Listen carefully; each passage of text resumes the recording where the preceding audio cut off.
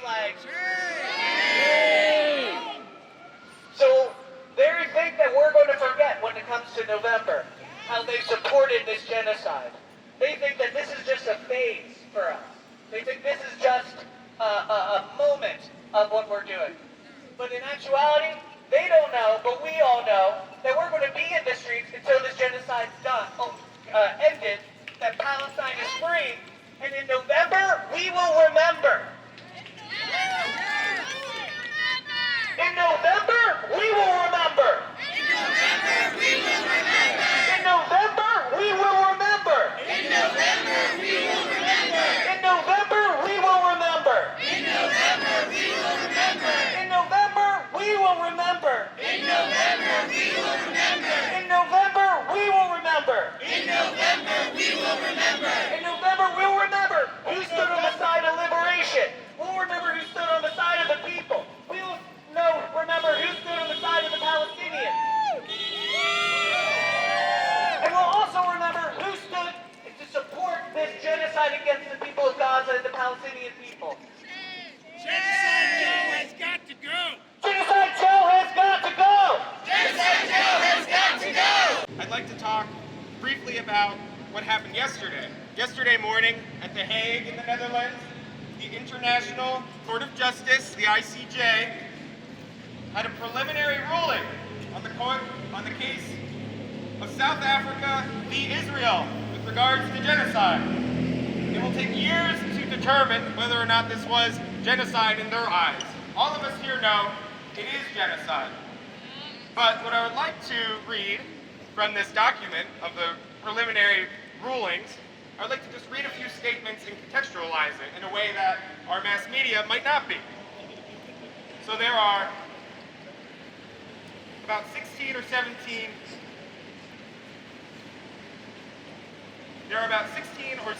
judges who made this ruling, and here's one quote. The court considers that the civilian population in the Gaza Strip remains extremely vulnerable. It recalls that the military operation conducted by Israel after 7 October 2023 has resulted in tens of thousands of deaths and injuries in the destruction of homes, schools, medical facilities, and other vital infrastructure, as well as displacement on a massive scale. At present, many Palestinians in the Gaza Strip have no access to the most basic foodstuffs, potable water, electricity, essential medicines, or heating. In these circumstances, the court considers that the catastrophic humanitarian situation in the Gaza Strip is at serious risk of deteriorating further before the court renders its final judgment. The court considers that there is urgency in the sense that there is a real and imminent risk that the irreparable prejudice will be caused to the rights found by the court to be plausible. It is therefore necessary that the court indicate certain measures in order to protect the rights claimed by South Africa. It's also worth noting that every single judge or every single ruling had 15 or 16 judges in favor. That is immense majority. The State of Israel shall, in accordance with its obligations under the Convention on the Prevention and Punishment of the Crime of Genocide, in relation to the Palestinians in Gaza, take all measures within its power to prevent the commission of all acts within the scope of Article 2 of this Convention.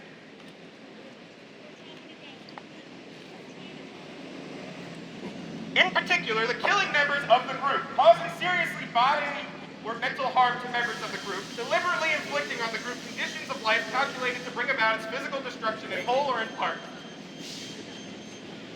It is very clear from this document what is happening and that it must end. What do we want? Ceasefire! When do we want it? Now! What do we want? Ceasefire! When do we want it? Now! My name is Katie. I am a faith leader and a justice organizer here in the state of Lancaster. I am here today not to speak on my own behalf, but to read you a letter that was authored in the past few days from the Jewish Voice Reviews Rabbinical Conference. So I'm going to lift up their words for you this morning, and I hope that you will listen. This was addressed to President Biden. Dear President Biden, as American rabbis, we write to you with deep sorrow and fury. Today is the UN-designated International Holocaust Remembrance Day, a time to honor the memory of the millions of people murdered through the genocide committed by the Nazi regime, including 6 million of our Jewish ancestors. On this day, we honor the enormity of our losses, the impact of dehumanization and attempted annihilation on those who survived, and the still reverberating trauma that has shaped so many of our families and communities. With sorrow, we also remember this as the time in which Israel was committing a genocide, aided and abetted by the United States of America. We are compelled to speak with moral clarity about what is happening to Palestinians at this very moment. We do not do so in spite of our histories, but because of them. We know in our bones what it means to hear the highest representatives of a state dehumanize an entire group of people, to witness the filling of mass graves, adults and children stripped and marched for humiliation, the systematic destruction of civilian infrastructure, cultural institutions, universities, and hospitals, to see water, food, medicine, fuel, and shelter denied to an entire civilian population. We hold the traumatic history of our people with care and sensitivity, and know how painful it is for Jews to grasp that a Jewish state could possibly commit a genocide. Nevertheless, we agree with increasing numbers of scholars and international rights experts who have determined that Israel's actions in Gaza constitute, in the words of the Jewish textbook, The Case for Genocide, Professor Raz Siegel, a textbook case of genocide. We support and uplift South Africa's recent application to the International Court of Justice, claiming Israel is in breach of the 1948 Convention on the Prevention and Punishment of the Crime of Genocide. And now Palestinian human rights organizations, together with Palestinians in the U.S. and Gaza, are bringing a case against your own administration for failure to prevent and complicity in the Israeli government's unfolding genocide against them, their families, and the 2.2 million Palestinians in Gaza. We stand in support of their action as well. According to a core teaching of Jewish spiritual tradition, humanity was created in the image of God. That means that each and every human being is of infinite value. The UN 1948 Convention on Genocide was created to uphold this very idea. The Torah also teaches that there will always be moments when we must make critical moral choices. As Deuteronomy 30:19 says, I have put before you life and death, blessing and curse. Choose life. President Biden, you have chosen death. Instead of using your considerable power to prevent or end this genocide, you have directly abetted it with weapons, funds, and diplomatic cover. On this day of remembrance in 2021, you noted that the Holocaust was no accident of history. As you stated, it occurred because too many governments cold-bloodedly adopted and implemented hate-fueled laws, policies, and practices to vilify and dehumanize entire groups of people, and too many individuals stood by silently.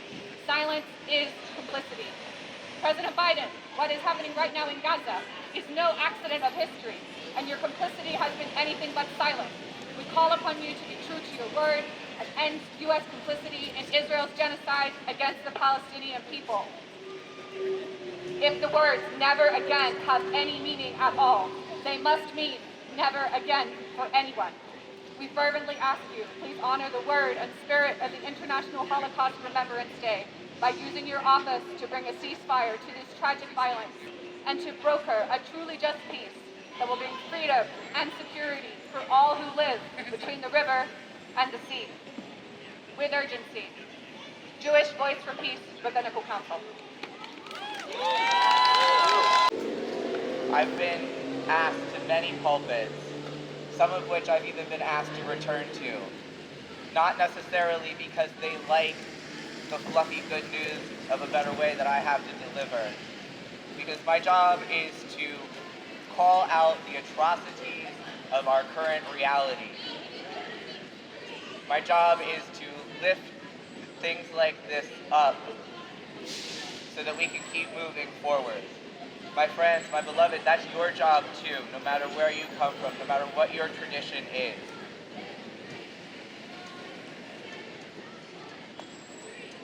Regardless, when oppressive systems exist to and operate by disconnecting us from our humanity, from our creation, from ourselves, from the holy things. We need places and spaces like this. We need people like ourselves. We need each other to call us back and to move us forward. Free, free Palestine! Free, free Palestine! As others have made clear, never again must be never again, now and always. Now, even so, there are people driven by fear of that past, that truly atrocious past, who would come try to remind us when we're telling them of another genocide here. When they come here and tell us this, what is the effect of those Muslims, brothers and sisters in here? They call them simply terrorists by association. I shall not allow such association, such bigotry. That is what you are doing today. Even now, Haaretz has reported that several Israeli lawmakers are due to attend a victory conference in Jerusalem next Sunday, claiming the occupation and resettlement of former Israeli settlements in the Gaza Strip as the only thing that will bring security. Does the escalating violence that's occurring in the West Bank while Gaza is being genocided also require a resettlement? Constant? Is that where we're going? This line of thinking comes directly from the logic, but one has to be when calling for the voluntary transfer of Gaza. Voluntary? When bombs are raining down daily?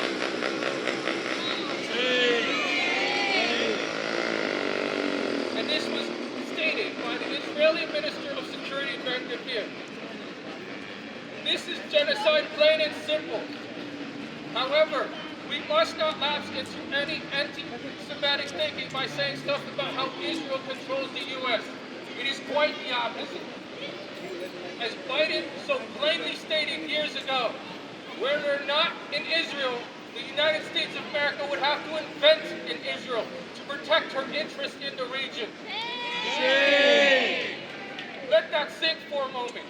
He shows no sign of having changed since as just recently he has bypassed Congress to provide emergency weapons to Israel not too long ago. As citizens of the U.S., it is our duty to protest against our government's role in this genocide. And without U.S. funding, this would not be happening. I voted for Biden in 2020, hoping to stem the tide of fascism. Yet what I got was a genocide. And now we have a potential civil war in our border with 25 states hoping to buck the federal government so that they can just bring some kids through some barbed wire. Yet when I bring this up, I fully expect all the white liberals out there to tell me, vote blue no matter who. And as those calls go, they go in intensity, hoping to stem the tide of fascism. We're still going downward anyway. The Biden administration knows this. They have a problem on their hands, and its name is Michigan. As another swing state, we can demonstrate our resolve in perhaps one of our only ways the Biden administration will listen. We either vote Cornell, vote Green, vote PSL, or simply withhold our presidential vote altogether.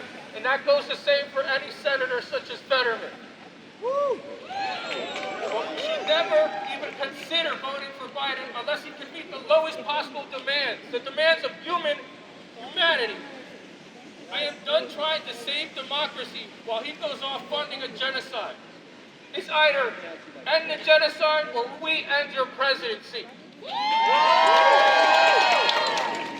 Hi everyone, my name is Ashley. I'm a resident of Lancaster City. Before I share, I'm going to read a poem by Rafat Al-Arir, a Palestinian writer. It's called If I Must Die. If I must die, you must live to tell my story, to sell my things, to buy a piece of cloth and some skirt, make it white with a long tail, so that a child someday while looking heaven in the eye, awaiting his dad, left in a blaze, and bid no one farewell, not even his flesh, not even to himself. Sees the kite, my kite you made, flying up above, and thinks for a moment an angel is there, bringing back love. If I must die, let it bring hope. Let it be a story. Rafat shared that poem with us on his Instagram in October. He was killed by Israel 2 months later. I wonder if when Rafat was writing that poem, he was thinking of the home in Gaza in 2011, when they broke the world record for most kites flown in the air at the same time. Over 12,000 kites were flying on the Al-Wahab beach. This is what some of the Palestinian children said that day. Nadia Haddad, who was 13 years old, said, "We brought happiness to our country by breaking the world record. Today, because we broke the world record, I feel like I have rights, and that I'm like everyone else in the world." Rabia Abdel Naim, who was 11 years old, said, "I made my kite the Palestinian flag, and when I fly it, I feel like I'm raising my country and my flag up in the sky." As of this week, Israel has killed as many thousands of children in Gaza as was on that beach that day. Millions of dollars on a new county jail that will be built to imprison more of us. And the people who claim to represent us, John Fetterman, Roy Muffer, Josh Shapiro, Joe Biden, are openly supporting genocide. They are wrongly equating anti-Zionism with anti-Semitism when we have had Jewish comrades against the Israeli occupation since its inception. Our representatives, who in a few months will beg you for your vote. They will be hoping that we forget about Rafat al-Arir. They will be hoping that we forget about the kites. Will we forget? No! They will be hoping we stop caring about the San and Maltaz and Wael and the other reporters in Gaza. Will we stop caring? No! They will be hoping that we stop interrupting business as usual. That either from apathy or exhaustion or the boot of the empire on our own necks, we will be silent. Will we be silent? No! Let's be clear. State violence everywhere is the enemy of the people. Empire everywhere is the enemy of liberation. From Pennsylvania to Palestine, none of us are free until all of us are free. From Lancaster County Prison to the streets of Gaza City, none of us are free until all of us are free. From the Al-Wahab Beach to the Jordan Valley, from the river to the sea, Palestine will be free. From the river to the sea. From the river to the sea. Palestine will be free. Palestine will be free. Hello, everybody. My name is Amar. I'm a Palestinian American. I was born in the U.S. We go to Palestine once every long time because this occupation that's occurring right now is just unacceptable. We've been to many protests in D.C., Delaware. We met with Linda Sarsour. We marched to Biden's house over in Wilmington. This is absolutely unacceptable. And to the person that is holding the We Stand With Israel sign, I just want you to know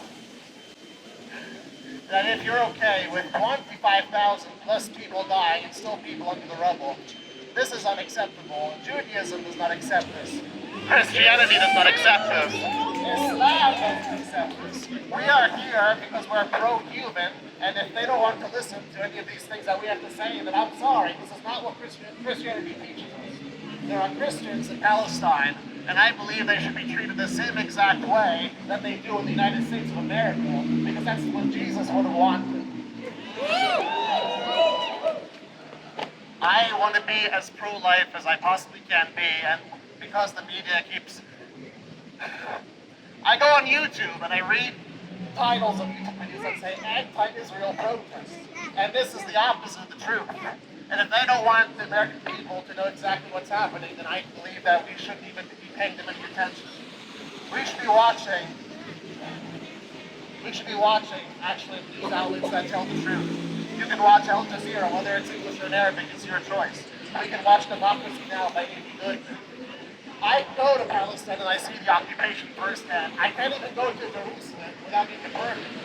And I can't even stay that long until a permit is available. This is unacceptable. There is no religion on this planet that endorses what is happening. And if anyone else has anything to say about it, I will be more than happy to talk to them after this is over. I really am. I've been doing this for a while. And I'm trying to use religion to the best of our ability. Joe Biden and Fetterman holding that Israeli flag outside of his building just to make a statement like that. We are protesting because we're trying to save people's lives, and that is not the way to do it. It is completely unacceptable, and I will keep fighting, I'll keep protesting, I'll keep saying whatever I have to say to make sure the word is given out. Anyone else who cannot live up to the truth, I'm sorry, but that is on you. There are 25,000 children dying. Just because the situation is not happening in the U.S. and you can't see it does not mean it's not alive and it doesn't exist. I'm here to represent our children, the children over there, everyone's children. I will always keep talking about this. I'm a Palestinian American. I was born in Hershey. I'm American. What can I say? What can I say? An occupation, something that's lasted as long as 75 plus years, and it's still going on in 2024. What an absolute disgrace, and I wouldn't be ashamed if this happened in any other part of the world. There is no such thing as a Jewish state that supports this madness. If it's going to claim to be religious at any time, the Prime Minister Netanyahu cannot be making up lies about how, oh, this is supposed to help us, this is supposed to make peace in the Middle East. If you are killing children, people who have nothing to do with Hamas, Hamas does not equal Palestinians. Hamas is not the entire Gaza Strip. And the more you keep spreading these lies, eventually something's going to happen. Eventually. It's just not going to happen right now because the government, they don't believe in religion, they don't believe in whatever they say on TV these days. They just don't believe it. They just want political power. And Biden, I voted for you. Shame on you for what you've done. It will not happen again. The people are here. I thank everyone for attending. Hello, Lancaster community. I cannot hear you. Lancaster! Lancaster is for Gaza today. Only for Gaza today. More than 110 days they were under attack. They are looking for our attention. They still believe on us. Believe on people in the United States that they will call for ceasefire. So we will come every Saturday, even if I will be by myself, just calling for ceasefire. And I just want to say to my friend that he is holding Israel's flag, I'm not against you at all. I'm calling for peace. I'm a peaceful woman, live in Lancaster. I appreciate the opportunity that Lancaster gave to me. For 15 years, I've been living in Lancaster. I never had any issue with anyone. I've been in protest for everything, all the events. Very, very active in our community.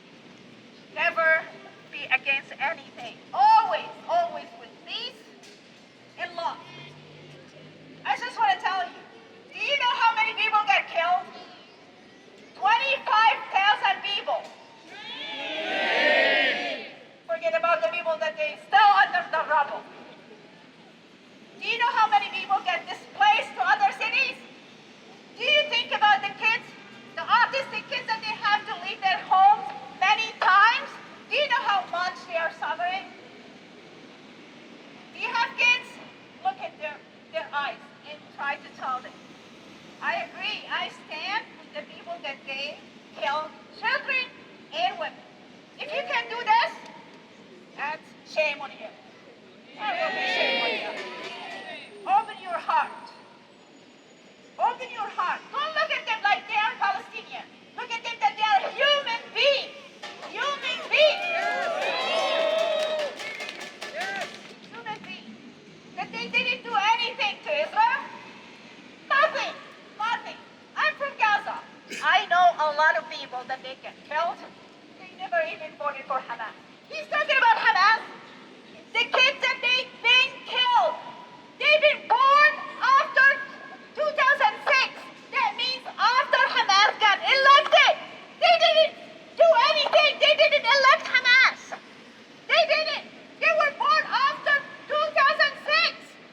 So what did they do? They were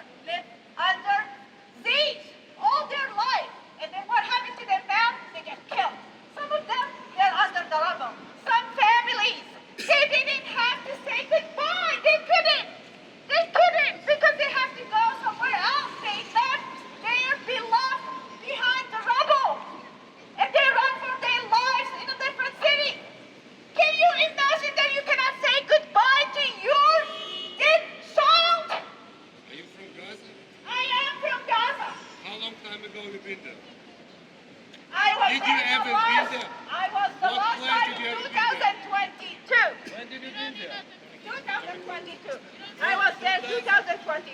Huh? And I don't have to away. answer your Get question. away. my Why friend. get away? I don't have to answer your question. Why my get friend. away? But people in Gaza, Why get away? they love peace. I wanna They do want to something. live in Raise your peace. hands up. Give them a chance to I'm live. Stop the killing. Call for ceasefire now. Ceasefire now.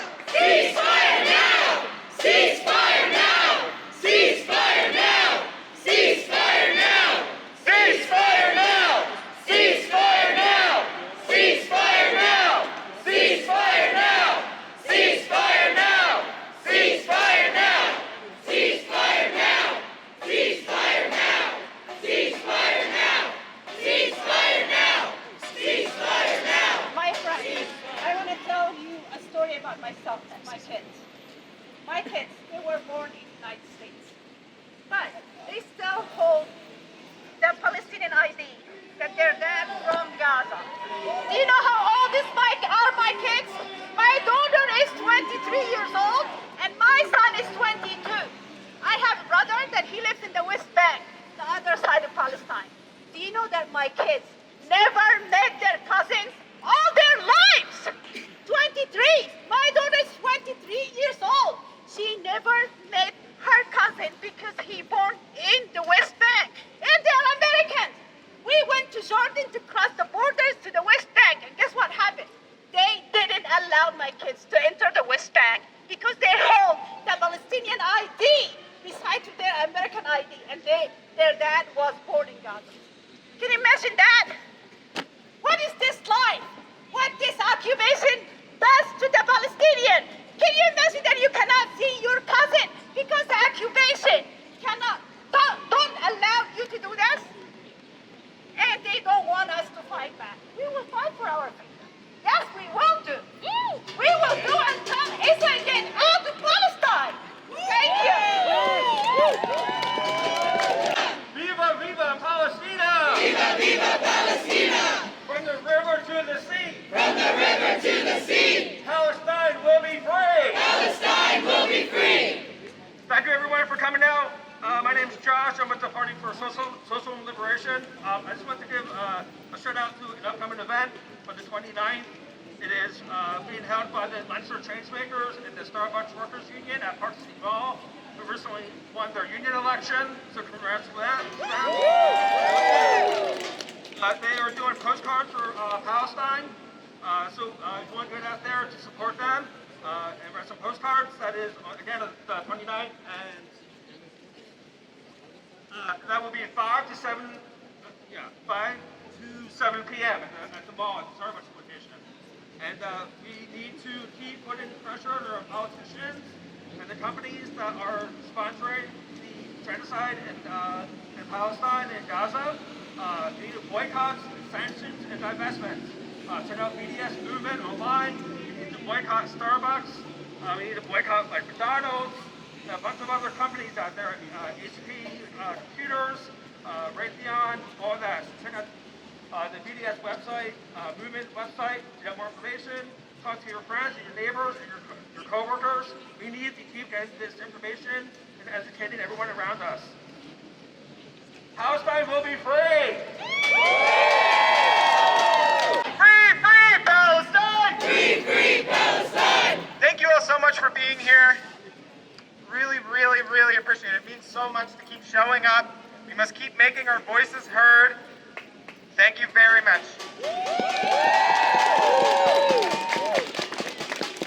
Free, free Palestine! Free, free Palestine! Free, free Palestine! Free, free Palestine! Free, free Palestine! Free, free Palestine! Free, free Palestine! Free, free Palestine! Yeah, I'd like to just say that this issue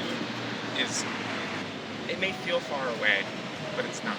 The U.S., our government, is directly tied to this, and that being heard, even in a town, even in a city as small as Lancaster, is important, and that we have people that want peace, want the destruction to stop. Actually, building off that, like I said, it does feel far away. Like, there's a lot of Palestinians or other people just from all around the world that live in this central Pennsylvania area, right? Yes, that's right. Yeah, the diaspora is across the entire country, and I think that's part of what we need to do here, show up and have solidarity. What do we want? Ceasefire! When do we